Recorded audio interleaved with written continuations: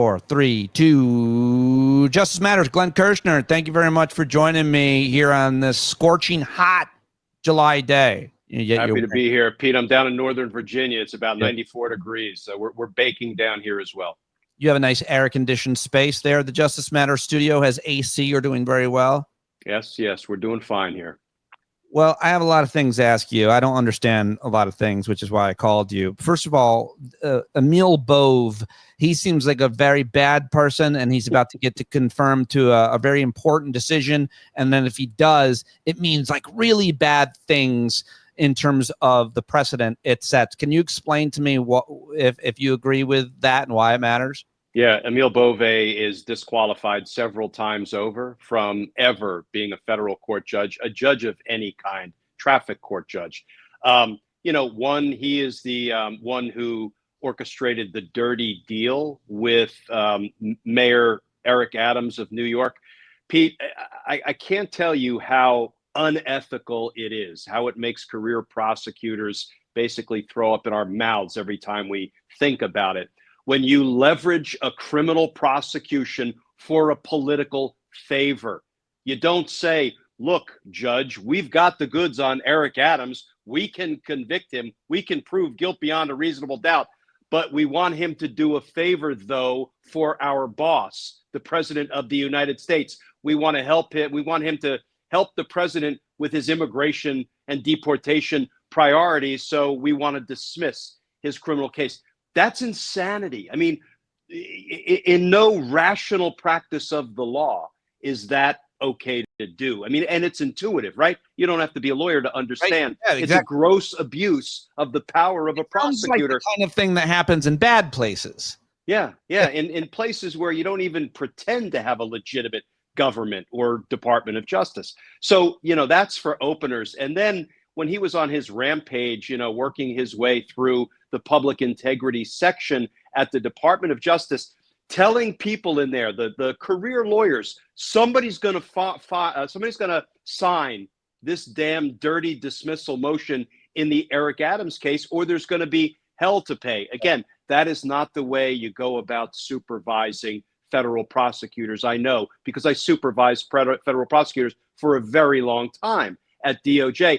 And then the icing on the unethical cake is when can I cuss? Of course, please. Is when he said, you know what, we're going to deport people the way we want to deport them, and fuck court orders trying to stop us. And yes, I believe the whistleblower as corroborated by email traffic. And that, Pete, putting somebody on the federal bench to issue court orders who directed federal prosecutors to, quote, fuck court orders, we'll do what we want.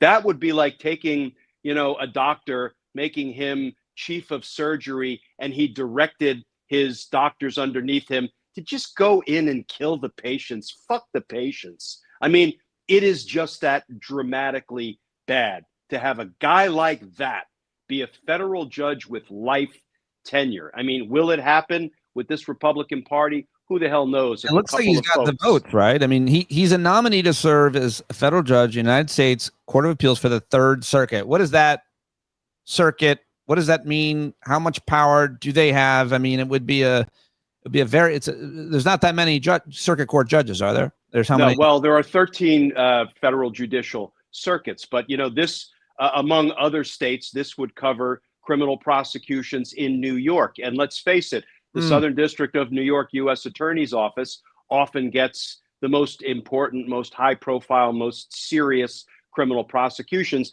So he would have his hands in the mix as one of the appellate court judges. Now, the good news is he would only be one of about a dozen appellate court judges, and I have to believe he would be shunned, because I can't imagine there's a federal judge in our nation who looks at this dude and said, he's got the right stuff to be a federal court judge. But listen, this is probably a fast track for him to the Supreme Court, where he can do extraordinary damage. Oh, huh. Well, just to be clear, though, I guess I read something that said if he's nominated, it means federal courts. It's some kind of very kind of hyperbolic statement that seemed very scary. But I mean, if he would be one of 13 judges and he was going to be shunned, I mean, he doesn't really seem to have that much power. He's totally unqualified, totally corrupt. He's a terrible person, but I'm not sure how much of a consequence he would have on a court where that many other judges would probably be voting against him. Yeah, well, so here's where, when I say shunned, that's my interpretation, because I can't imagine a self-respecting federal court judge would believe he was qualified, right? He has any business donning a black robe. But he will be part of a 3-judge panel, because when a criminal conviction is appealed to a federal circuit court of appeals, it's a 3-judge panel that hears the appeal. So he'll be one of 3.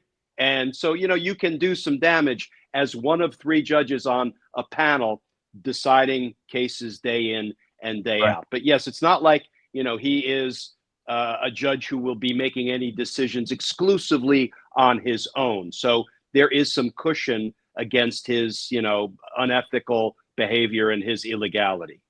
There's news today that from a whistleblower that he misled lawmakers about this New York City mayor case with Eric Adams. I mean, I don't know if you heard about that whistleblower news yet, but I mean, we knew this already. We knew that's exactly what he's doing. As you just said, that was the deal that he was making. He was trying to make, at least. It was open and notorious. The corruption and the unethical conduct was open and notorious. So I will catch up on the latest reporting. You know, this is just more of the same with a guy like Emil Bove.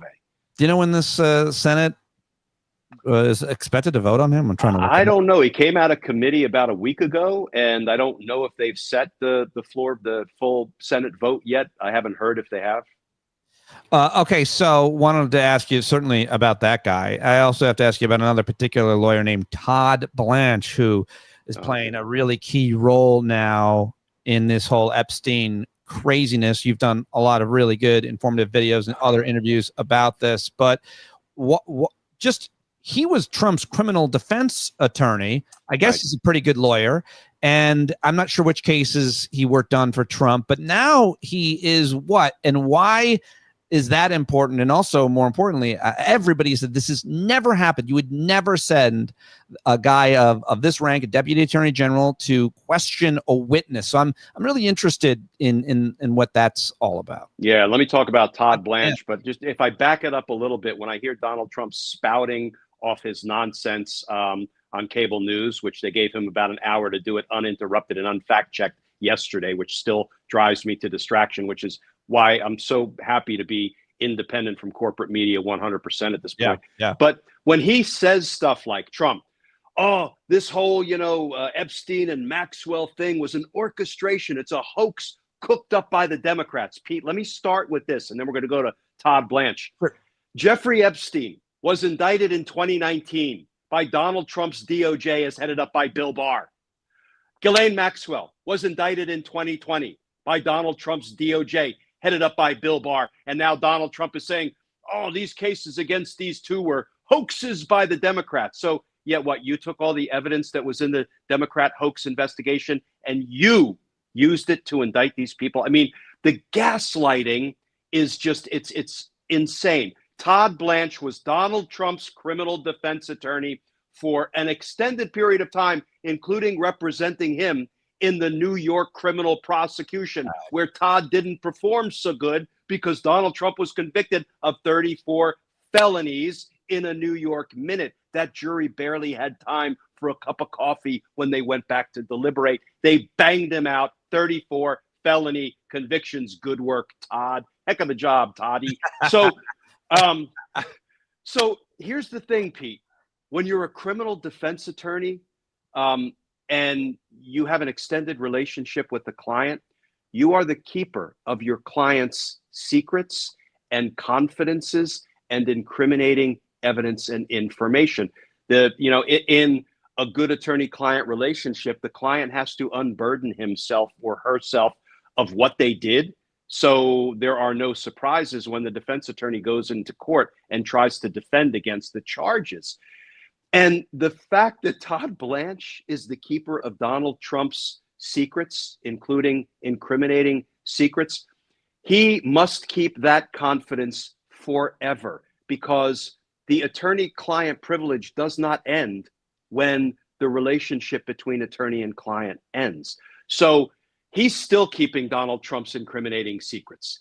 He is not, and he is also now the number 2 guy at the Department of Justice, a political appointee. He's not a line attorney who goes into jail cells, as I did for decades, or secure interview rooms and interviews people like Ghislaine Maxwell. Not that there are many people who did the kind of horrific things that she did, right, grooming underage girls by the hundreds and hundreds for Epstein and lots of other people who have never been held accountable. I would surmise Epstein didn't groom them all for his own benefit. right. So you get, here is the only person that is equipped to sit down across the table from Ghislaine Maxwell and assess whether what she is spewing out is truthful or is a bunch of bullshit designed to cover up the crimes of Donald Trump, if she's aware of crimes by Donald Trump. It is the lead prosecutor in the Ghislaine Maxwell case, because that's the person, Pete, who knows where all of the bodies are buried. She, because it's a she in this instance, the lead prosecutor, she knows whether Ghislaine Maxwell is telling the truth or lying when she is questioned by prosecutors. Now, who was the lead prosecutor in the Ghislaine Maxwell case? It was Maureen Comey. Yes, former FBI director James Comey's daughter. But here's the thing, Pete. She has been a longtime Department of Justice prosecutor for about a decade. For the first 6 months of Donald Trump's reign of terror, his tenure as president, she was a prosecutor at the Southern District of New York U.S. Attorney's Office, and she was apparently just humming along in the job. And a week before Todd Blanch says, I will go talk to Ghislaine Maxwell, they fire Maureen Comey. Would Maureen Comey be the person, because she prosecuted Ghislaine Maxwell, to go and talk to her if there were new information? Yes, so, yes, and yes, because let me tell you, I tried to bring defendants on board if I thought they could give me bigger criminal fish. But if they wanted their trial, I looked them in the eye and I said, okay, I'm going to give you your trial, but once I convict you, I'm going to come back and we're going to talk again. I have brought people on board as cooperating witnesses after I convicted them of murder, because I always wanted to keep my eye on the ball and go after the bigger criminal fish. So this is not unusual. What is unusual is it feels to me like Todd Blanch went and talked for 9 hours to Ghislaine Maxwell to make sure she would cover up Donald Trump's crimes, not expose Donald Trump's that would be crimes. what it seems to be. We will never know, is my guess. But the other thing I think I heard on somewhere, a legal analyst talking about it, that generally speaking, if you, Glenn Kirschner, were the prosecutor going, or the line prosecutor going to talk to the witness, or in this case, the convicted person, right? What do we call it? The defendant. You would have a third party. Like, of course. Todd, this is really important.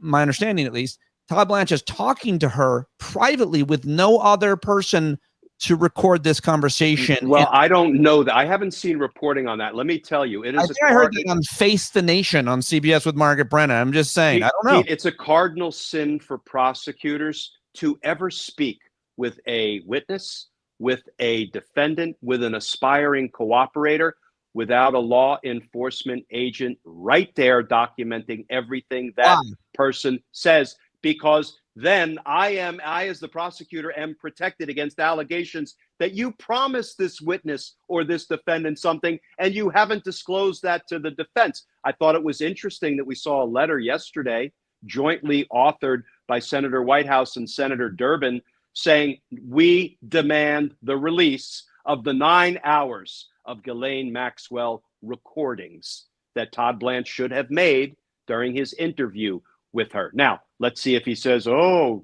I didn't record it. I just took notes. Take my word for it. But if he didn't bring an FBI agent, frankly, multiple FBI agents in there with him to accurately document what she said, that will be, I think, damn near conclusive proof that the whole damn thing is a cover-up. It certainly looks like that. But I mean, don't you think that the most obvious conclusion, and let's just predict the game here, is that there could be a deal for some version of freedom for her, for names? The names will likely be Democrats or liberal men, or maybe others as well, but just not anything to do with Donald Trump because he only cares about himself. She gets freedom, and he gets this perfect narrative and looks heroic, even though he himself likely raped or otherwise sexually assaulted several underage women. So what I expect Todd Blanch to say, other than, whoops, I didn't record the interview so anybody could hear for themselves what Ghislaine Maxwell told me, is Ghislaine Maxwell said Donald Trump is pure as the driven snow. He never did anything wrong with Jeffrey Epstein or anyone else as far as she's aware, but a whole bunch of Democrats did. And then the first question will be, if that's what's in the Epstein files, you, Pam Bondi, would have released it on day one. So we're not that gullible. Right. Well, a lot of us are probably. That's just interesting. I mean, the narrative now is being formed, and I want you to debunk this real quick, apparently, that Ghislaine Maxwell is potentially a victim here. Isn't it true that she groomed hundreds, if not thousands, of underage women, or some people would call them children? And isn't it true that she also participated in the actual assault herself? She recruited them, she groomed them, she may have assaulted them. She's a really bad person, or those are very bad crimes. And so to give her a pardon or for what?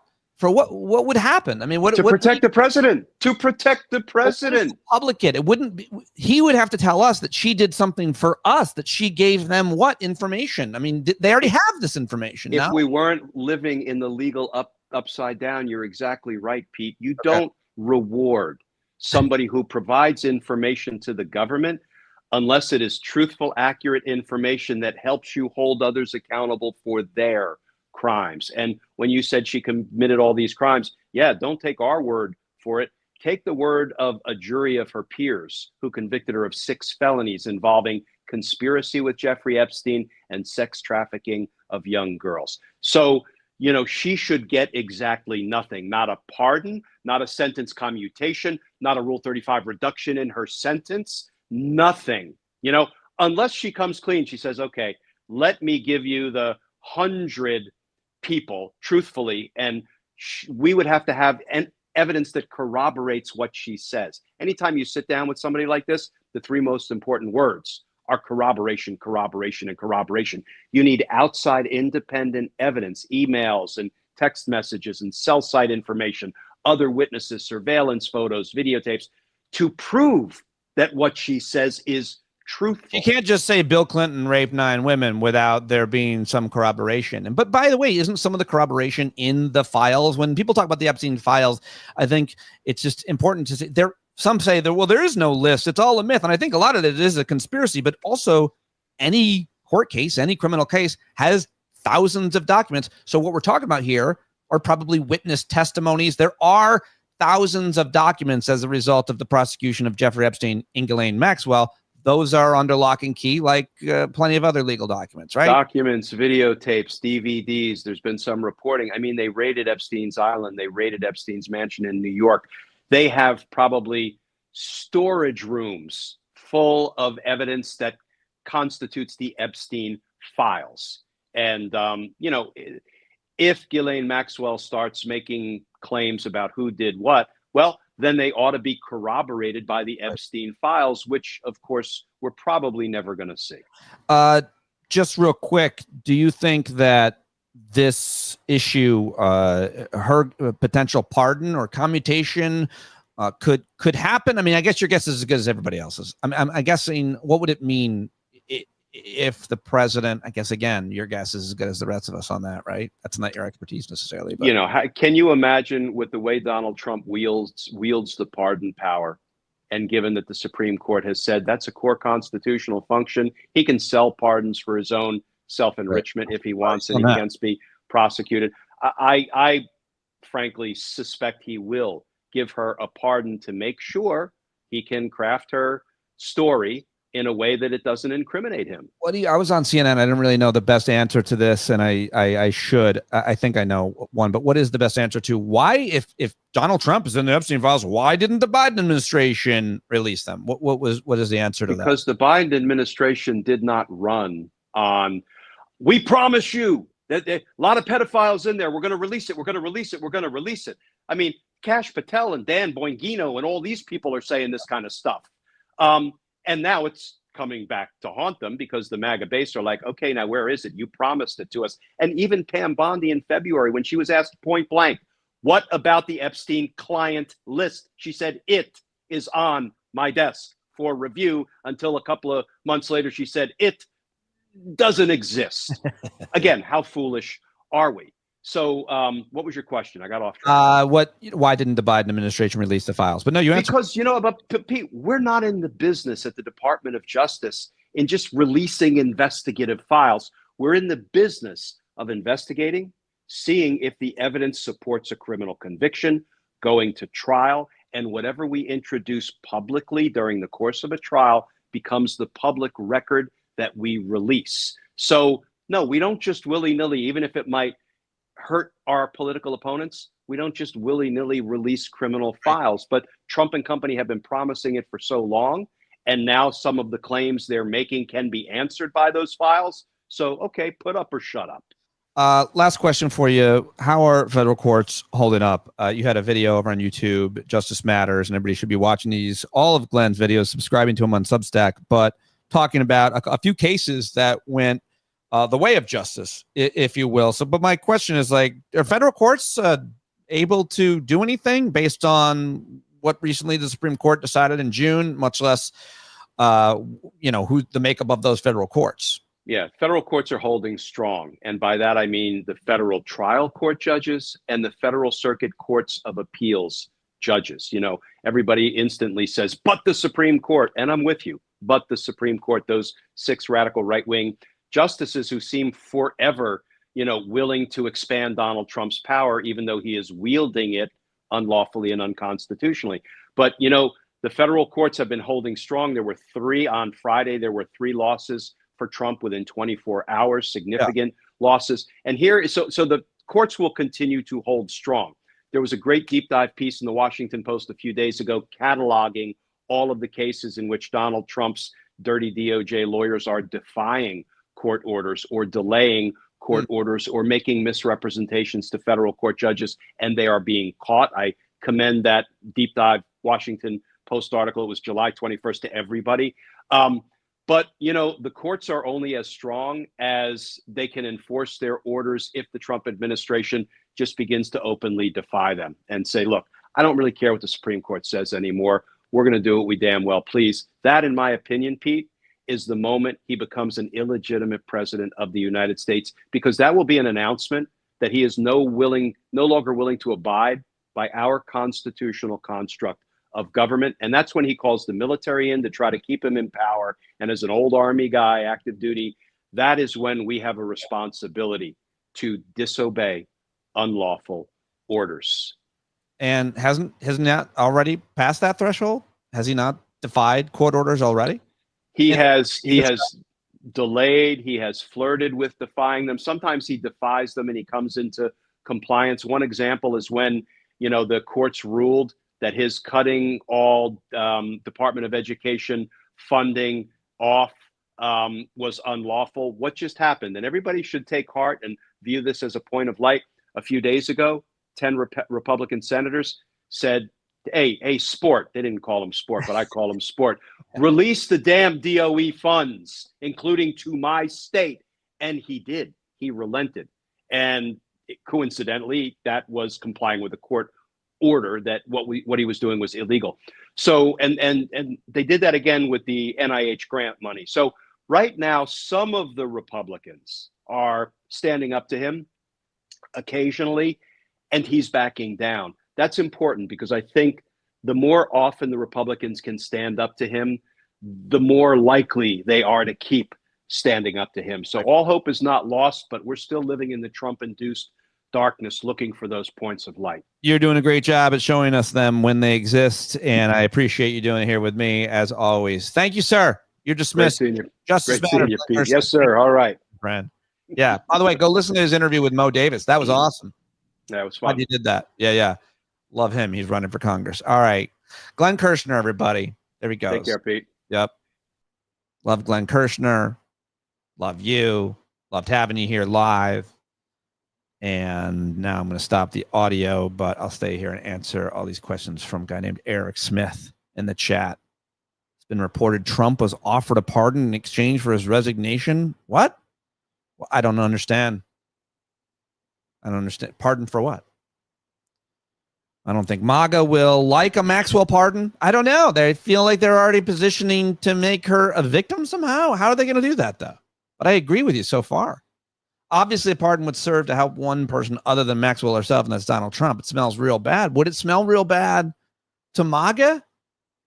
There are two schools of thought: that Trump can get away with everything always, and that he can't. And I'm more that he can't. I don't think he's going to be able to get away with this stuff. Do you think Obama will be arrested? No. But that was really fucked up when he had that AI video. It looked like he was it was really disturbing. It looked very real, number one. And number two, just a disturbing image to see Barack Obama on his knees getting arrested and put in handcuffs. And the fact that Trump shared it. How do we talk about that? Because every day he does such horrific things that it's hard to articulate being shocked about it, the impact. MAGA will eat yellow snow if Trump said that they should or that he does, Aaron. All right. Well, thank you very much for watching Glenn live. I hope you'll check out his YouTube and Substack if you haven't already. Thanks for checking out mine. If you want to support it, patreon.com/PDominic. You're getting back in the groove here after a couple of unscheduled days off. Thanks very much for joining me, and I will see you later.